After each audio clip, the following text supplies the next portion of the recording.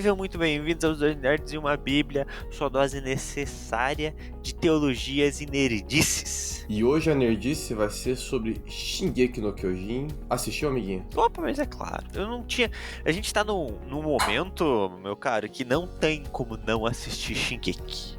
É uma obrigatoriedade. Pra qualquer pessoa que minimamente fala que gosta de anime, é uma obrigatoriedade assistir Shingeki. Pelo que você comentou comigo ontem, superou o Fullmetal. Onde mesmo?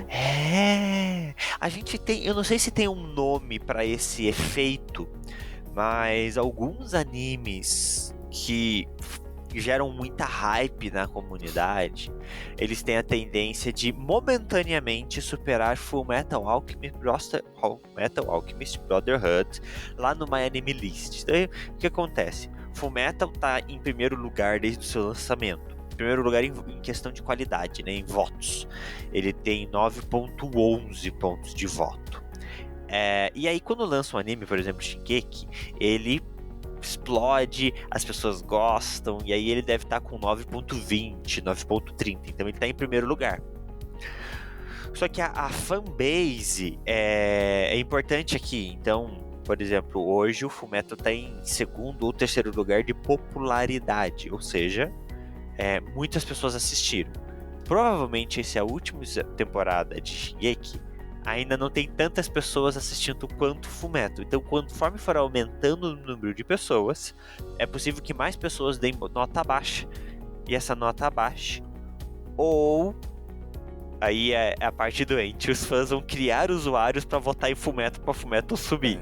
Mas em algum momento o Fullmetal vai voltar a ser primeiro. É como se fosse uma regra natural da vida. Tem que estar Então, apesar de não ser um recurso tão exato assim, mas nós podemos dizer com segurança, Shingeki tá entre as grandes produções de animes contemporâneos, porque se igualar a Fullmetal, com todo respeito a quem gosta de Shingeki, é um tanto quanto um grande ponto, um grande elogio para qualquer anime. Com certeza. O Shingeki, ele fez a quebra da bolha, que eu sempre falo, né? Igual Fullmetal, né? Ele atingiu um público muito grande não otaku. Você vai falar assim, um anime que qualquer pessoa pode assistir, Shingeki no Kyojin. E ele apresenta uma história que agrada a diversos públicos, não somente o público otaku. E nós tivemos nesse retorno um episódio de 1 hora. Shingeki tá numa novela pra encerrar esse anime, né?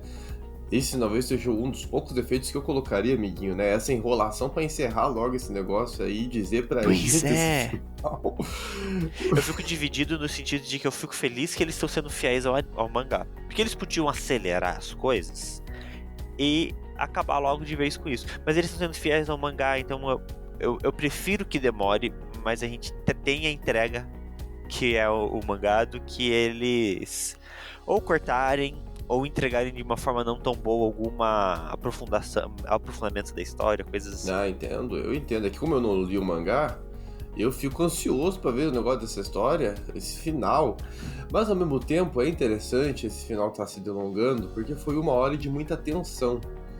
Essa hora desse retorno de Shingeki não evoluiu muito se a gente for analisar cronologicamente, pelo menos na minha leitura, né? Não teve uma ampliação cronológica, nós continuamos com a invasão dos colossais, estão vindo com força, e a gente vê ainda as várias percepções dos personagens diante dessa realidade. Então o episódio ele vai estar no mesmo tempo, só que trazendo as perspectivas do Eren, dos amigos, das pessoas que estão presenciando toda aquela cena. Então ele tá prolongando a questão emocional, pra gente entender o impacto daquilo, desse evento dos colossais, para todas as pessoas envolvidas na história. O que você achou disso? Ele tá montando o setting final, né? Ele tá montando as configurações necessárias pro embate final. Eu acho, pelo que eu vi lá no My Anime Elite, vão ser só 2 episódios essa temporada, né? Então esse episódio agora de 1 hora, e eu imagino que mais um episódio de mais 1 hora ou 1h30. E ficar agonizado esperando outra temporada. É pra acabar com a gente. Vai ser. Saúde. Que vai lançar em outubro, né? Porque, assim, não tem muito mais o que fazer. a gente tá no embate final. Então você só tem que desenvolver esse embate final. Então esse foi bem a construção de um episódio muito mais dialogal. Vamos montar tudo aqui e pro próximo ação pura, só ação, porradaria. E aí eles sabem fazer bem, temos né? aí algumas 2 ou 3 surpresas que eu não vou, obviamente, estragar pra ninguém Não, aqui. não estrague. Mas é isso, cara, é conclusão, não dá pra enrolar mais, eu nem quero, de verdade, eu não quero, tipo, mais 6 episódios. Cara, e é um anime que entende de porradaria e é um anime que entende de drama. É uma junção perfeita. Mas como você falou, tivemos muito drama. E talvez um dos grandes dramas é aquele discurso do Eren inicial. Que discurso foi aquele? Que discurso pesaroso. Pois é. De culpa. A gente tem o Eren como o Eren tomou uma decisão, né, velho? Embora ele mostre que era o único caminho, né? Dá uma impressão pra nós que ele quer dizer isso. Não tinha outra opção. O personagem entende, e isso é muito legal. O personagem entende que é só uma opção. O genocídio, né? Eu vou matar todo mundo e eu vou trazer paz e liberdade pro meu povo. Prático. Pô, ele parte... É prático. Mas assim, é aquilo, né, velho? A gente conversou no cast de anti-heróis. Você pode ir lá, querido espectador. Não é ouvinte, né? Espectador. Você pode ir lá ver. A gente comentou sobre o Thanos. O discurso dele faz sentido. Mas não faz as atitudes dele serem corretas. E eu vou na mesma pro Eren aqui, velho. A gente tem o discurso, eu entendo o personagem se desenvolvendo, eu entendo as decisões dele, mas nunca vai justificar pra mim. Eu não vou pra uma linha maquiavélica. Pra mim, os fins não justificam os meios, né? Então, o genocídio nunca vai ser uma opção. Mas ele tem ali um discurso de culpa, né? Eu achei interessante contrapondo com o arco anterior, porque no arco anterior, quando eles começaram a estender mais o que o Eren ia fazer, quando começou a ficar mais claro que ia ter o rugido da terra e tudo mais, uma primeira reação que veio era um Eren frio e calculista. Eu lembro até quando eles estavam lá em Marden, na primeira vez que eles foram, era Marden, no lugar que eles foram juntos, antes de tudo acontecer, e você vê um Eren distante, os amigos até falam que ele tá distante, e você não vê uma reação nele, sabe? Uma reação totalmente neutra, apesar de ser animação, as feições que fizeram nele na animação eram é um anime muito expressivo, psicopata, né? sabe? Uma pessoa sem coração. E aí ver nesse arco agora inicial, ele chorando na frente daquele menino, aquele menino que tava prestes a ser esmagado, né? Chorando, e ele olhando pro menino e falando, cara, desculpa, eu queria fazer diferente. E por que não fez, pô? Por que não tentou achar outra saída? Mas eu acho interessante como o personagem é construído e ele é colocado... Essa sequência, né, velho? Ele tá na limitação dele. E aí, o discurso dele é isso, né? A parte da liberdade.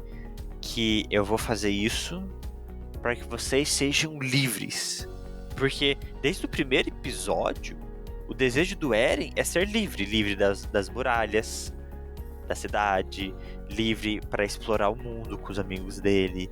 E isso, então, é esse desejo infantil que tá nesse personagem, que foi se acumulando no decorrer e diante de novas atitudes, de novas realidades, ele chega nesse ponto onde ele continua com o mesmo desejo. Eu só quero a liberdade. Mas o que eu acho muito interessante é a fala final do Armin, que ele fala assim: Eren, eu vou te perguntar mais uma vez assim que eu tirar você aí de dentro, você realmente acha que você tá livre? Ou tá refém das suas ideias, né? Tá refém. Genial essa forma como o Armin entende que essa ideia de liberdade do Eren tá errada, né? E tudo bem, você tem liberdade para realizar as ações que você quiser, mas você tá prisioneiro delas. Você fez uma escolha que tá te deixando prisioneiro. Sim. Não precisava ser penoso todo esse processo de liberdade deles. E o Armin, não só o Armin, né, mas toda a patotinha ali do Eren, né, que sobreviveu, né, que durou aí até esse arco final, todos eles têm esse mesmo ideal, né, ele, Mikasa, enfim, todos eles, que é de trazer o Eren pra realidade, né? É tirar ele, é mostrar pra ele que há outros caminhos. Porque um dos vários discursos que o Eren faz é: eu tô fazendo isso também pra proteger o meu povo, Paradis, né? É um dos meus amigos, proteger minha família. Então, proteger todo mundo ali da ilha. Então, inclui aí o Armin, a Mikasa e tal. Só que eles estão falando: não, calma aí. E nossa voz nesse processo, né? Nós somos, então... Nós não entramos, nós não temos escolha. A gente só aceita. Não é bem assim que funciona, né? E eles tentam mostrar pro Eren que pode existir outros caminhos. Vamos conversar, vamos dialogar. E vamos ver se as pessoas por quem você supostamente está se sacrificando, que aí eu fico até na dúvida se é por essas pessoas. A gente falou no último cast que a gente gravou, se eu não me engano, a gente comentou sobre decisões egoístas. Ah, não, no último que eu tava ouvindo. Do Fullmetal Alchemist. A gente confunde a cabeça, o tempo e o espaço é confuso nos casts. Total. Mas no do Fullmetal a gente até comentou, né? Às vezes o sacrifício não é por razões tão altruístas assim. Não sei se até o final, né? Não li o mangá, se até o final vai aparecer alguma razão egoísta por Eren ter feito isso. Mas os amigos, eles estão batendo muito no Eren pra ele trazer ele pra essa realidade, né? Você vai falar algo da existência dos amigos? Eu acho legal que, diante das atitudes extremas, de tudo que tá acontecendo, né? Até o... Putz, esqueci o nome dele agora. O carequinha lá, que era meio caidinho pela Sansa. Ele até fala... O Sasha, pela Sasha. Não é o Jean. Não, o outro. Ah, esqueci o nome dele também. Eu sou péssimo com nomes. É. Nomes de anime não me pegam. É. Mas ele fala, né? Tipo, eu só pensei em mim. Eu fiquei bravo com você por causa da Sasha, mas eu só pensei em mim. Eu esqueci de pensar o quanto isso afetou você também. Então me desculpa, vamos lá, vamos resolver isso. Mas, poxa, esses personagens, às vezes, o pessoal de Shingeki é extremo. Eles precisam chegar até um ponto onde não tem mais volta pra decidir alguma coisa, pra mudar uma atitude, né? Sendo que ele foi um personagem extremamente egoísta que queria dar um dos titãs fundadores pra mãe dele deixar de ser titã, que não faria o menor sentido a mãe dele se tornar uma titã. Então a gente vê aí, eles estão naquele ponto de repensar as próprias decisões, as próprias ações. Mas eu acho legal essa tentativa da amizade naquele ponto de, cara, a gente vai até onde der, né? Começou com Eren e... não é a Mikasa, Armin. Eren e Armin. A Mikasa tava sempre ali junto com ele, sim, mas era o Eren e o Armin. A Mikasa era uma irmã, né? E vai terminar com o Eren e o Armin, né? São os dois. É o líder é o comandante ali do exército, das tropas, e é o grande titã. E aí eu quero fazer uma piada. Piada não, eu quero falar uma coisa sobre o nome do anime, né? O nome do anime é Shingeki no Kyojin, certo? A tradução do anime pro inglês, desde a primeira temporada, é Attack on Titan, né? E a gente chama no português de Ataque de Titãs. Mas no final das contas, quando a gente começa a descobrir que existe o titã da defesa, o titã de carroceria, sei lá, né? O titã bestial, o titã colossal, a gente tem o titã de ataque. E é o Shingeki no Kyojin. Ou seja, desde sempre nunca foi Attack on Titan, mas sim Attack of Titan. Nós fomos manipulados pelo titã de ataque. Sim, desde sempre, desde o primeiro episódio, a história é sobre o titã de ataque. Eu me senti... É sobre isso, é sobre esse cara. Eu me senti como o pai do Eren. A gente viu desde o primeiro episódio uma construção sobre esse Shingeki no Kyojin. E quando eu percebi essas diferenças de titulação e tudo mais, filha da mãe, o cara sabia disso desde o primeiro capítulo, velho. E manipulou até a audiência. Sacanagem. Porque é difícil você ter uma história amarrada, ou você vê um autor de mangá, que você fala, você pensa assim, poxa, esse cara sabia do começo ao fim o que ele tava fazendo.